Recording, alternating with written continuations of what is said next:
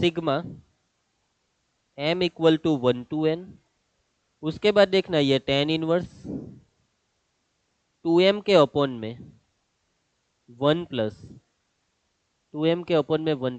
अभी ये जो एक्सप्रेशन है ना, वो अभी हमारे लिए किसके बराबर है? इन दोनों के बराबर। तो ये वाली चीज मैं लिखने वाला हूँ, m² + m+1 m² - m+1। क्या किया हमने?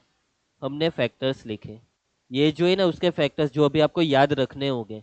नेक्स्ट टाइम जब भी हमारा इसके साथ इस एक्सप्रेशन के साथ अगर हमारी मुलाकात होती है, तब आपको इसके फैक्टर याद होने चाहिए। ठीक है ना? चलिए अभी क्या करें, अभी इस फॉर्मूला को देखो। टेन इनवर्स के अंदर x माइनस वाई के अपन 1 + xy होना चाहिए। नीचे xy यानी ये x है ये y है, तो ऊपर होना चाहिए x माइनस वाई, यानी इन दोनों का सब्ट्रैक्शन ऊपर होना चाहिए। इन दोनों का सब्ट्रैक्शन ऊपर होना चाहिए। Sigma m equal to 1 to n ten inverse of, अभी देखना न्यूमरेटर में जो 2m है ना, उसकी जगह पे मैं इन दोनों का सब्ट्रैक्शन लिखने वाला हूँ।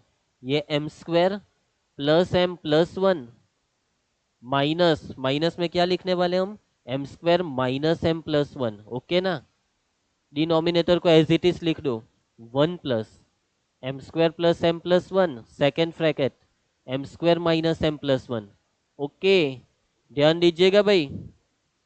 अभी ये जो न्यूमरेटर में लिखा वो 2m के बराबर क्या हो रहा है, वो एक बार चेक तो कर लो। इन दोनों ब्रैकेट को सिंप्लीफाई करो, ब्रैकेट ओपन करके पूरे को सिंप्लीफाई करो। तो ये m² कट, ये +1 है, ये भी ये माइनस प्लस -1, तो +1 - 1 कट, यहाँ पे +m और ये माइनस माइनस +m, m+m यानी 2m। तो हाँ 2m तो आ रहा है, और m² एंड 1 तो कट हो चुके। तो यस, बातें तो सही है कि भाई ये 2m के बराबर ही हो रहा है। अभी ये पूरा एक्सप्रेशन, ये पूरा टेन इनवर्स वाला एक्सप्रेशन इसके बराबर हो चुका है। तो यानी कि हम लिख सकते हैं sigma m equal to 1 to n।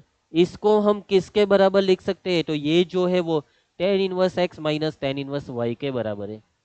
तो ये हमारे लिए x है और ये हमारे लिए y है, यानी हमें पहले लिखना है टेन इनवर्स x, यानी कि tan inverse m² + m+1 minus tan inverse y, ये y है भाई, यानी कि m² - m+1। अंडरस्टूड क्या? यहाँ तक कोई डाउट है आपको? नहीं है ना? समझ आया इतना? चलिए ध्यान दीजिएगा, अभी हम क्या करने वाले हैं, अभी हम ये सिग्मा को एक्सपांड करने वाले हैं, सिग्मा को ओपन। सिग्मा कैसे ओपन होता है? m की वैल्यू पुट करते जाओ। m की वैल्यू 1 to n है। 1 to n का मतलब पहले m की वैल्यू 1 पुट करो, उसके बाद 2, उसके बाद 3, एक एक करके ये सारी m की वैल्यू पुट करते जाओ, है ना? तो पहले मैं m की वैल्यू 1 इन दोनों में पुट करने वाला हूँ, तो मुझे क्या मिलने वाला है? तो यहाँ पे टेन इनवर्स 1 का स्क्वायर 1, देखना इसका पूरे का सिंप्लीफिकेशन में यहाँ पे डायरेक्ट लिखने वाला हूँ। 1 का स्क्वायर 1, ये 1 और ये 1, ये टोटल हो जाएगा 3 माइनस टेन इनवर्स। यहाँ पे 1 को पुट करने वाले हम, तो ये 1, ये -1 दोनों कट, और लास्ट में बचा +1। अंडरस्टूड? ये हुआ tan inverse 3 minus tan inverse 1। कितना पुट करने पर? m इक्वल टू 1 पुट किया हमने। Now we are going to put m equal to 2। m equal to 2 दोनों में पुट कीजिए, तो क्या बनने वाला है? तो टेन इनवर्स 2 का स्क्वायर 4, यहाँ पे 2, 4 + 2 6, 6 + 1 7, माइनस टेन इनवर्स, ध्यान दीजिएगा 2 का स्क्वायर 4, 4 - 2 यानी 2, और 2 में +1 करोगे तो 3।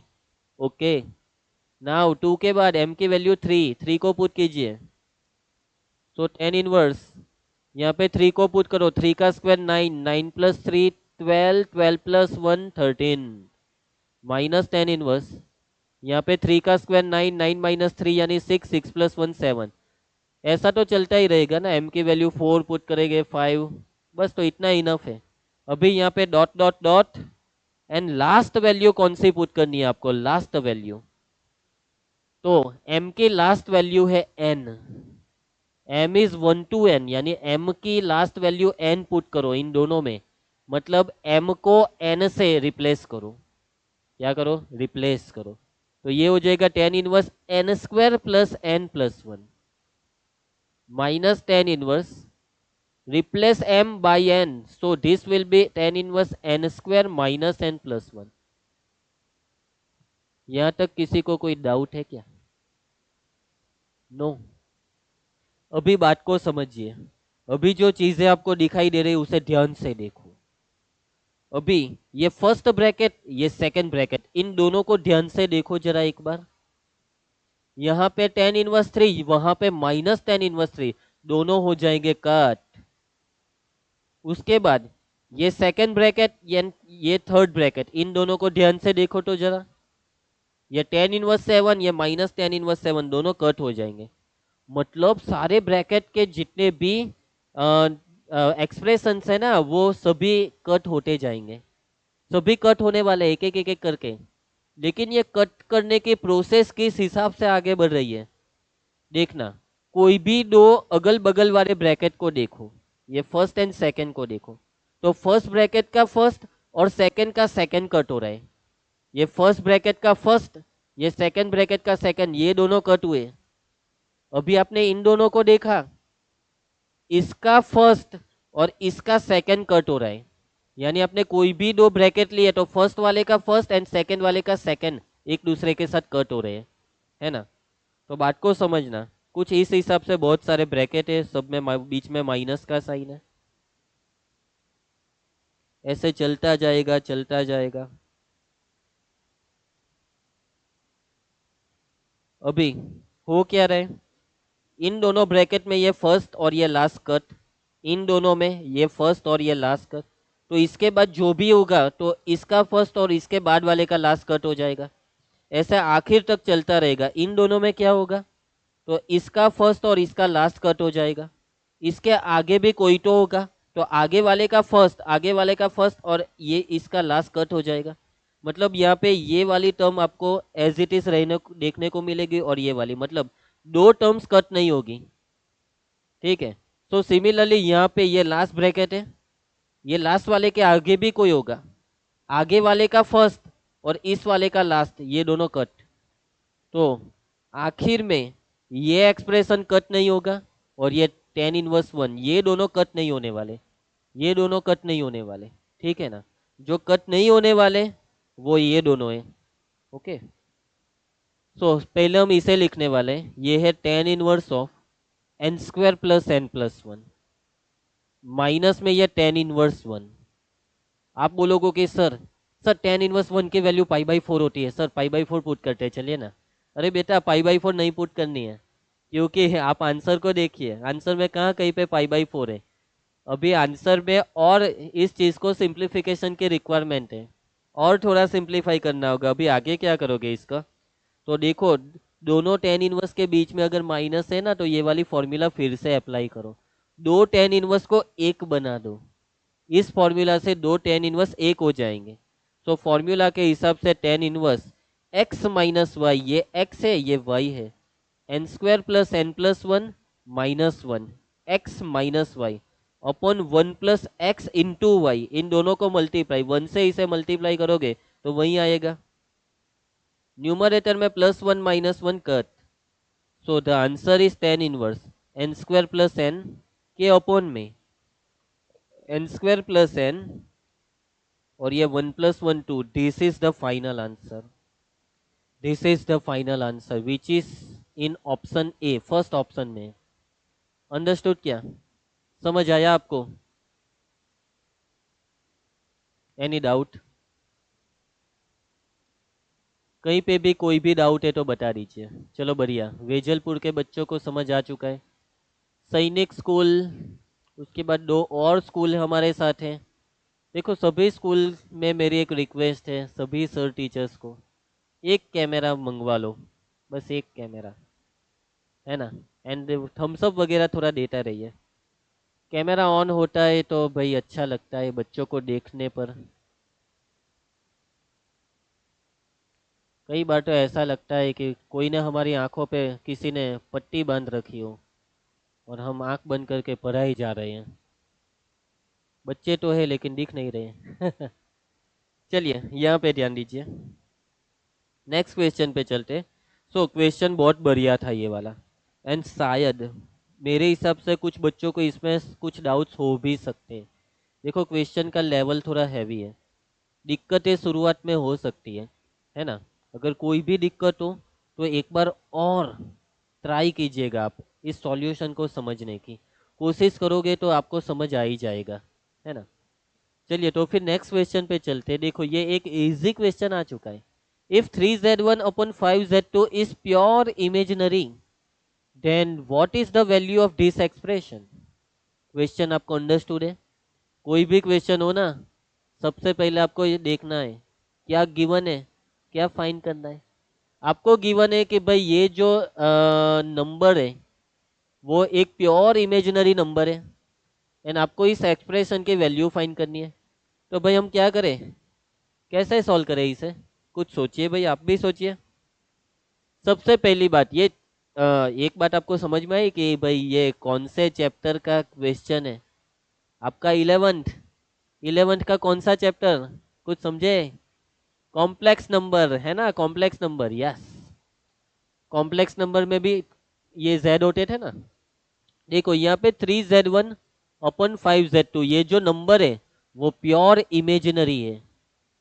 प्योर इमेजिनरी का मतलब आपको पता है क्या? देखो एक चीज आपको पता है कॉम्प्लेक्स नंबर में कि उसको डिनोट करते हैं z equal to a plus i b से। इसमें a को रियल पार्ट बोलते हैं एंड b को इमेजिनरी पार्ट बोलते हैं, ये तो आपको पता ही होगा। प्योर इमेजिनरी का मतलब ये हुआ कि उसमें रियल पार्ट नहीं है। ये है प्योर इमेजिनरी का मतलब। क्या है उसका मतलब? उसमें कौन नहीं है? रियल पार्ट नहीं है। मतलब अगर ये नंबर प्योर इमेजिनरी है तो इसका रियल पार्ट है 0। Real part of this number is 0।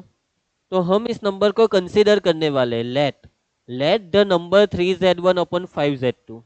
कोई भी complex number a plus i b के फॉर्म में होता है, लेकिन इस नंबर में रियल पार्ट नहीं है क्योंकि वो प्योर इमेजिनरी है। तो हम इसे कंसीडर करेंगे आई B.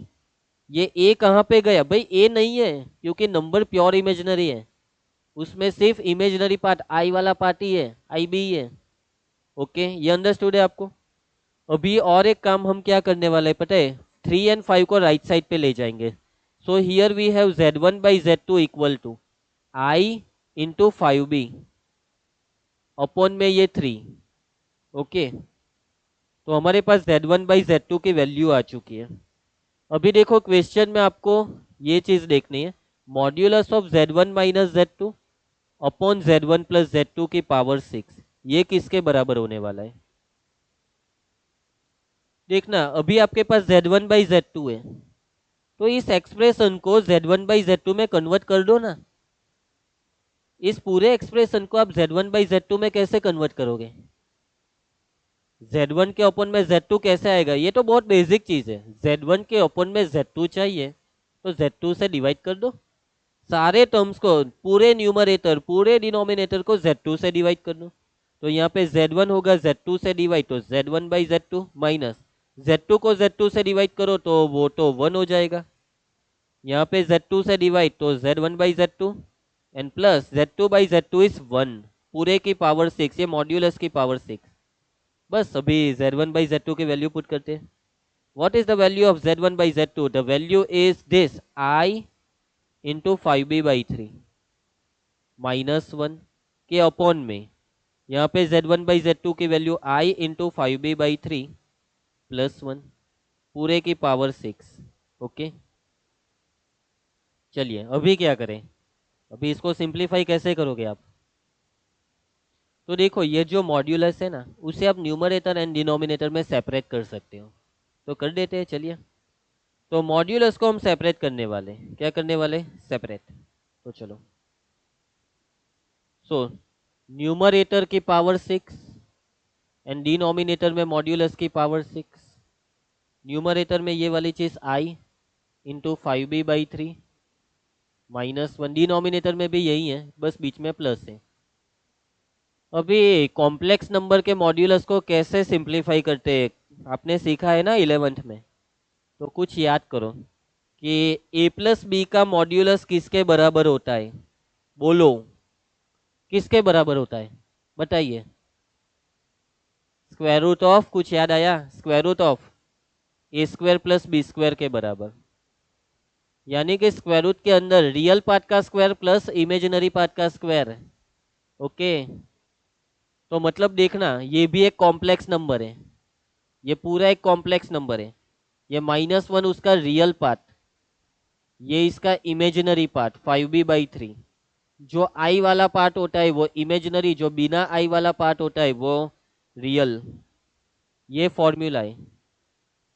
So square root formula के हिसाब से स्क्वायर रूट रियल पार्ट का स्क्वायर, रियल पार्ट है -1 का स्क्वायर प्लस इमेजिनरी पार्ट का स्क्वायर यानी कि 5b/3 का स्क्वायर। अभी आप ये बोलोगे कि सर आप आई लिखना भूल चुके, यहाँ पे सर आई लिखना भूल चुके। अरे बेटा आई कहाँ से आएगा, आई आएगा यहाँ पे, क्योंकि देखो फॉर्मूला में आई यहाँ पे नहीं है ना। फॉर्मूला में रियल पार्ट का स्क्वायर प्लस इमेजिनरी पार्ट का स्क्वायर है ना।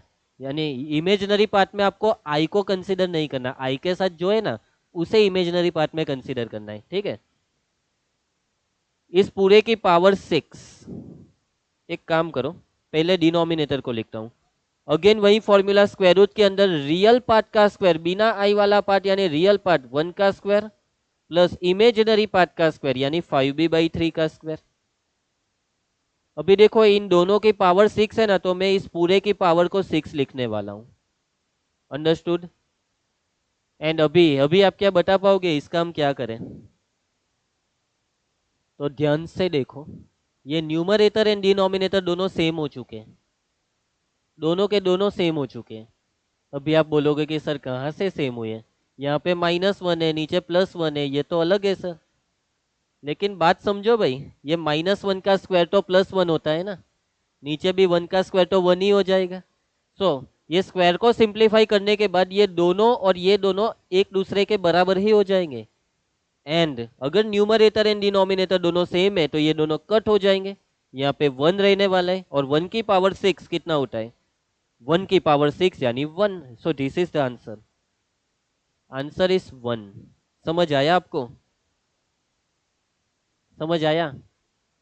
वेजलपुर के बच्चे थम्स अप दीजिए वहां पे बैठे बैठे, अगर समझ आया हो तो वो वीडियो में थम्स अप दे दीजिए, मतलब यस यस यस, बढ़िया बढ़िया।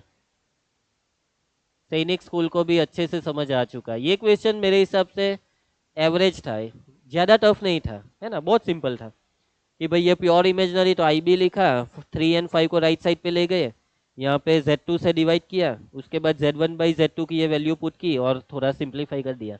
ये बहुत इजी था, है ना। तो इस टाइप के क्वेश्चन आपको आने चाहिए, आपसे सॉल्व होने भी चाहिए जेई में। चलो नेक्स्ट क्या करे भाई, इनवर्स त्रिगोनोमेट्री, है ना। कितना बड़ा एक्सप्रेशन है, देख के डर तो नहीं लग रहा ना। देखो डरना मना है, बिल्कुल घबराना नहीं, बहुत इजी क्वेश्चन है, बहुत आसान है, एकदम आराम से सॉल्व हो जाएगा, है ना। देखना अब इस पूरे को आपको सिंप्लीफाई करना है एंड आपको एक्स एंड ए के बीच का रिलेशन चाहिए। एक्स एंड ए के बीच का रिलेशन क्या है, रिलेशन का मतलब एक्स एंड ए को कंटेन करने वाला इक्वेशन चाहिए, है ना। तो इसे सिंप्लीफाई कैसे करोगे, अभी देखना। त्रिगोनोमेट्री, इनवर्स त्रिगोनोमेट्री में आपने एक चीज सीखी है बहुत ही अच्छे से कि साइन को साइन इनवर्स रिमूव करता है, अदरवाइज साइन इनवर्स को साइन। अगर कॉस को रिमूव करना है तो कॉस इनवर्स चाहिए, टेन को रिमूव करना है तो टेन इनवर्स चाहिए, दोनों अगल बगल में एक दूसरे के साथ होने चाहिए। तो यहाँ पे बात को समझिए कि अगर बाहर सेक है तो अंदर सेक इनवर्स ही होना चाहिए, तभी दोनों एक दूसरे को रिमूव करेंगे। अदरवाइज अगर अंदर साइन इनवर्स है तो बाहर साइन ही होना चाहिए, ठीक है। साइन के पास साइन इनवर्स होना चाहिए, सेक के पास सेक इनवर्स होना चाहिए। तो यहाँ पे एक सीधा सा मतलब ये है कि भाई अगर बाहर सेक है तो अंदर जो साइन इनवर्स है ना, इस साइन इनवर्स को सेक इनवर्स में कन्वर्ट करो, क्योंकि बाहर सेक है तो अंदर सेक इनवर्स को लाना होगा। एक बार ये सेक इनवर्स बन गया तो सेक और सेक इनवर्स एक दूसरे को रिमूव करेंगे। याद आया कुछ, ऐसा कुछ करते थे ना आप सेकंड चैप्टर में। तो साइन इनवर्स को सेक इनवर्स में कन्वर्ट करने के लिए आपकी हेल्प करेगा ये राइट एंगल ट्राइंगल, है ना। तो ये राइट ट्राइंगल में ये आपका एंगल है। अभी देखो, साइन इनवर्स, साइन की फॉर्मूला होती है ऑपोजिट अपॉन हाइपोटेनियस, है ना, परपेंडिकुलर अपॉन हाइपोटेनियस, ये साइन की फॉर्मूला होती है। यहाँ पे ए के डिनोमिनेटर में कुछ नहीं है तो 1 मान लो। So opposite sine A and hypotenuse की वैल्यू 1, तो इस एंगल के ऑपोजिट ए, हाइपोटेनियस 1, तो ये वाली साइड किसके बराबर, इसकी value according to the Pythagoras theorem इस साइड की value square root of hypotenuse 1 का स्क्वायर 1 माइनस ए का स्क्वायर। किसी भी साइड की वैल्यू चाहिए ना तो स्क्वायर रूट करो, हाइपोटेनियस के स्क्वायर में से अदर साइड के स्क्वायर को माइनस करो। अगर हाइपोटेनियस की वैल्यू चाहिए तो स्क्वायर रूट के अंदर दोनों साइड के स्क्वायर का सम। ओके, चलिए आ जाइए क्वेश्चन के अंदर। सो इस एक्सप्रेशन को लिखता हूं x equal to cosec of tan inverse cos cot inverse sec. चलो यहां तक मैंने लिख लिया है। अभी मैं साइन इनवर्स नहीं लिखूंगा, मुझे चाहिए क्या, बाहर सेक है तो मुझे चाहिए sec inverse. According to this triangle sec inverse में लिखना क्या है, फॉर्मूला सेक थीटा की फॉर्मूला टेंथ की hypotenuse upon adjacent, hypotenuse upon base, ये हाइपोटेनियस 1 अपॉन बेस यानी ये adjacent side, square root of 1 minus A square, है ना। 1 2 3 4 5, 5 ब्रैकेट से 1 2 3 4 5। ओके, अभी ये जो सेक एंड सेक इनवर्स है ये दोनों रिमूव हो जाएंगे, ये दोनों यहां से भाग जाएंगे। Therefore x equal to cosec tan inverse cos cot inverse, ये दोनों को रिमूव कीजिए तो यहाँ पे बचा क्या, 1 upon square root of 1 minus A square. 1 2 3 understood, ठीक है, बस यही चीज करते जाओ। अभी इन दोनों को रिमूव करो, बाहर है कॉस, बनाओ अंदर, क्या बनाओगे, कॉट इनवर्स को किस में कन्वर्ट करोगे, कॉस इनवर्स में। अगर बाहर कॉस है तो अंदर कॉस इनवर्स को लाना ही होगा। कौन करेगा आपको मदद, ये राइट ट्राइंगल। तो राइट ट्राइंगल ड्रॉ किया हमने। चलो कॉट कॉट थीटा में एडजेसेंट अपॉन ऑपोजिट होता है, एडजेसेंट साइड 1, इसके ऑपोजिट में ये square root of 1 minus A square. Hypotenuse किसके बराबर, स्क्वायर रूट के अंदर इन दोनों के स्क्वायर के सम के बराबर। 1 का स्क्वायर 1 एंड इसका स्क्वायर करोगे तो ये स्क्वायर रूट हट जाएगा। स्क्वायर रूट के अंदर अभी इन दोनों का स्क्वायर का सम 1 प्लस 1 2 यानी ये 2 माइनस ए स्क्वायर के बराबर। ठीक है, तो ये है हाइपोटेनियस की वैल्यू। आ जाओ भाई एक्सप्रेशन में आ जाओ, x equal to cosec tan inverse cos. अभी यहाँ पे कॉट इनवर्स मत लिखना, अंदर है कॉस तो क्या लिखोगे, बोलिए, यस कॉस इनवर्स लिखना है। कॉस की formula adjacent upon hypotenuse, base upon hypotenuse, base की value 1, hypotenuse is square root of 2 minus A square. Okay, अभी ये कॉस एंड कॉस इनवर्स को रिमूव करो। So x equal to cosec of tan inverse, इन दोनों को remove करोगे तो 1 upon square root of 2 minus A square. Okay, कितना बड़ा एक्सप्रेशन था, कितना छोटा बन गया। बस अभी एक लास्ट स्टेप, बाहर कॉसेक है, अंदर बनाओ कॉसेक इनवर्स को, टेन इनवर्स को कॉसेक इनवर्स में कन्वर्ट करो भाई। अगेन हमने ड्रॉ किया राइट ट्राइंगल। चलिए भाई इसकी फॉर्मूला, टेन की फॉर्मूला क्या होती है बच्चों बताओ, एडजेसेंट अपॉन, नहीं ऑपोजिट अपॉन एडजेसेंट, अदरवाइज आप बोल सकते हो परपेंडिकुलर अपॉन बेस। तो ये आपके लिए परपेंडिकुलर 1 और ये बेस की value square root of 2 minus A square. तो बताइए हाइपोटेनियस की वैल्यू बताइए, स्क्वायर रूट के अंदर इन दोनों के स्क्वायर का सम, तो दोनों का स्क्वायर करोगे तो ये स्क्वायर रूट तो हट जाएगा, 2 प्लस 1 3 के बराबर और ये माइनस ए स्क्वायर को एज इट इज, ठीक है ना। तो लास्ट में x equal to cosec inverse of, अभी अंदर टेन इनवर्स को नहीं लिखना तो लिखना क्या है भाई, कॉसेक लिखना है, कॉसेक ऑफ कॉसेक इनवर्स अभी यहाँ पे क्या लिखोगे, कॉसेक की फॉर्मूला हाइपोटेनियस अपॉन परपेंडिकुलर, ये हाइपोटेनियस है, square root of 3 minus A square, and perpendicular की वैल्यू 1, यानी डिनोमिनेटर में 1 जिसको लिखने की कोई रिक्वायरमेंट नहीं है। तो यहाँ पे cosec and cosec inverse remove हो जाएंगे, तो स्क्वायर रूट के अंदर 3 माइनस ए स्क्वायर। थोड़ा सिंप्लीफाई करके यहाँ तक पहुंचा, स्क्वायर रूट को हटाइए, स्क्वायर रूट को राइट साइड से हटाएंगे तो x square equal to 3 minus A square, minus A square को लेफ्ट साइड पे ले आओ, x square plus a square equal to 3। This is the answer. Okay, understood क्या? तो समझ आया क्या? चलो बढ़िया, वेजलपुर के बच्चों को अच्छे से समझ आ चुका है। सैनिक स्कूल एंड अदर स्कूल्स, और कौन से स्कूल्स है, एक मिनट, हाँ, EMRS स्टूडेंट 2, वसावा प्रीतेश कुमार।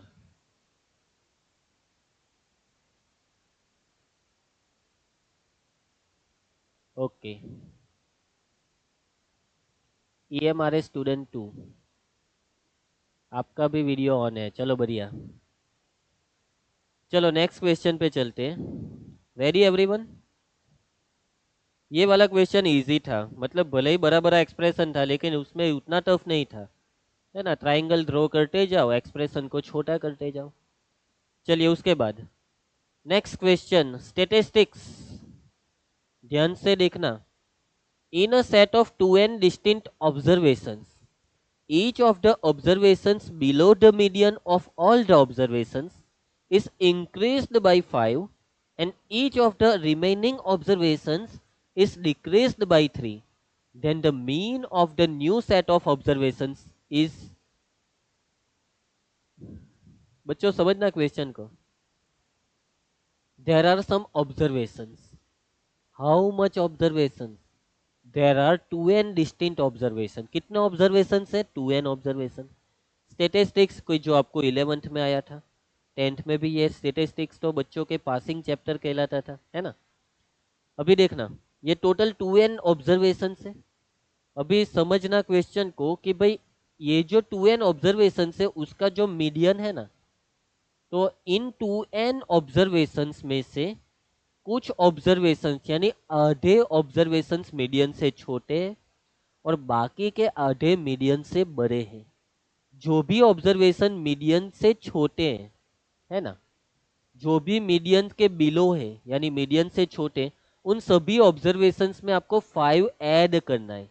सभी ऑब्जर्वेशन इंक्रीज हो रहे हैं बाई 5, एंड बाकी के जो ऑब्जर्वेशन से जो मीडियन से बड़े हैं, वो जो मीडियन से बड़े ऑब्जर्वेशन हैं उनमें उनको आपको डिक्रीज करना है बाई 3, यानी उन सभी ऑब्जर्वेशन में से 3 को माइनस करना है।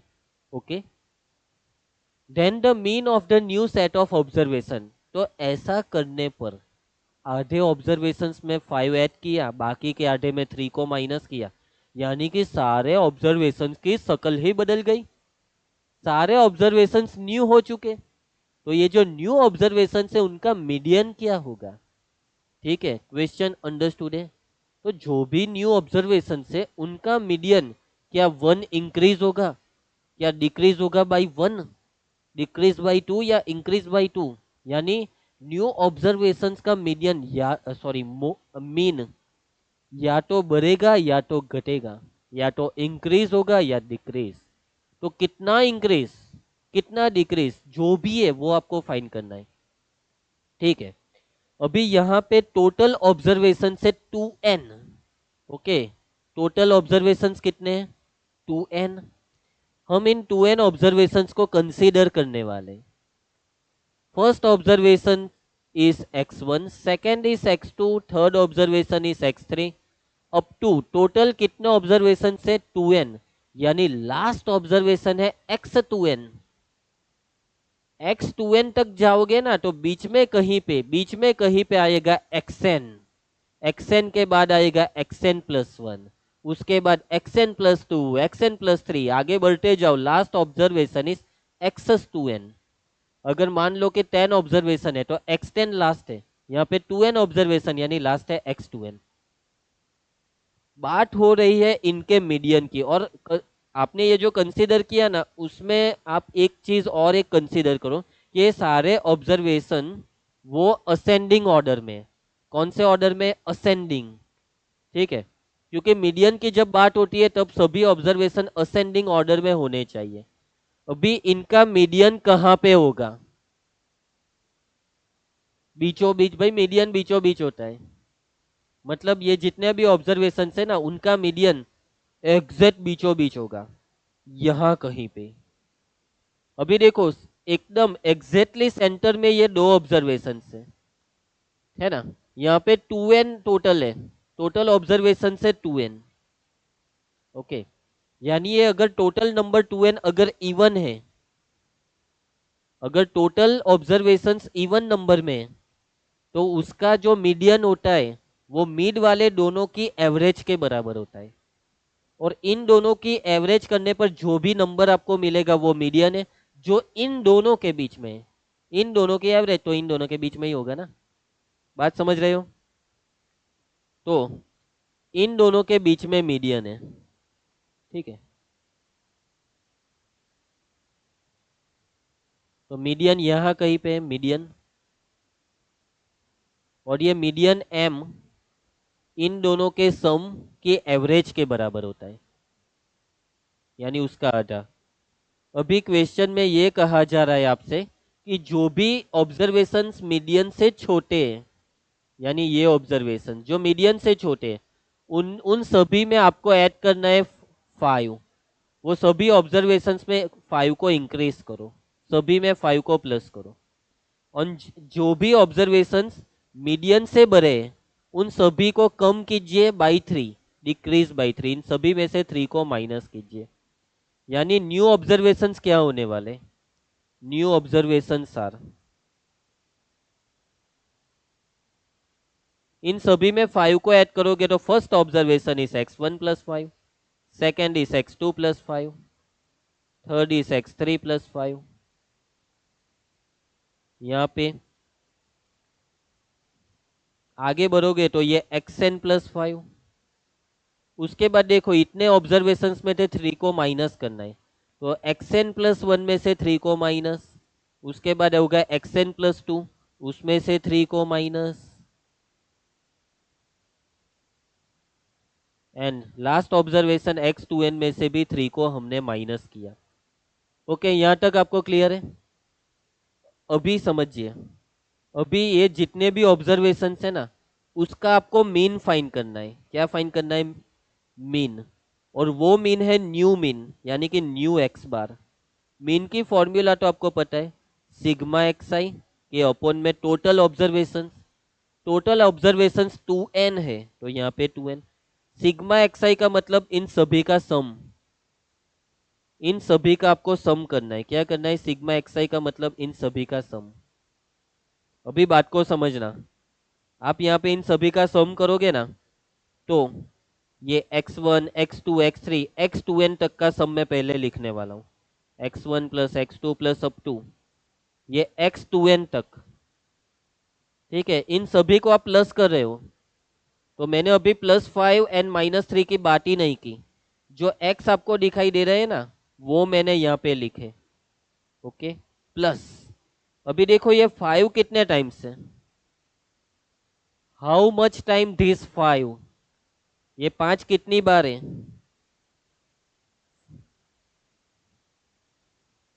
देखो यहाँ पे 1 से स्टार्ट किया, 1 2 3, और कहाँ पे आए? n पे।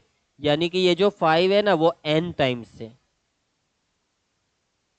और बात को समझो, टोटल 2n ऑब्जर्वेशन है, 2n का आधा n, यानी कि आधे n ऑब्जर्वेशन में 5 को ऐड किया और बाकी के आधे n ऑब्जर्वेशन में 3 को माइनस किया। यानी जो 5 को ऐड किया वो n टाइम्स, एंड जिस 3 को आपने माइनस किया ना, वो भी n टाइम्स, n टाइम्स -3। तो आप यहाँ पे 5 को ऐड करने वाले हो, 5 प्लस 5 प्लस 5। उसके बाद -3 को भी लिखने वाले हो, -3 -3। तो ये +5 n टाइम्स है, इस पूरे के ओपन में 2n है। ठीक है, अभी देखना, इसको मैं पहले सेपरेट करता हूँ। तो ये हो गया x1 plus x2 plus up to xn के अपॉन में 2n। अभी ये 5 कितने टाइम्स है भाई? n times. n टाइम्स 5 का सम 5n के बराबर। n टाइम्स 5 का सम 5n के बराबर। n टाइम्स -3 n टाइम्स है। n टाइम -3 का सम -3n के बराबर अपॉन में ये 2n। 2n को मैंने दोनों में सेपरेट किया। अभी ये जो फर्स्ट एक्सप्रेशन आपको दिखाई दे रहा है ना, ये वाला पार्ट, ये पार्ट किसके बराबर है? अभी देखो, ये आपके ओल्ड ऑब्जर्वेशन से, ये सभी ओल्ड ऑब्जर्वेशन का सम अपॉन टोटल ऑब्जर्वेशन, यानी कि ये पार्ट ओल्ड मीन के बराबर है। ये पार्ट ओल्ड मीन के बराबर है। This is equal to old x bar. This is equal to old x bar. 5n minus 3n is 2n। 2n के अपॉन में 2n यानी 1। 2n के अपॉन में 2n यानी 1। यानी ये जो ओल्ड एक्स बार है, हमने यहाँ पे न्यू एक्स बार फाइंड किया। तो ये जो न्यू एक्स बार है ना, न्यू एक्स बार, वो ओल्ड से 1 इंक्रीज हो रहा है।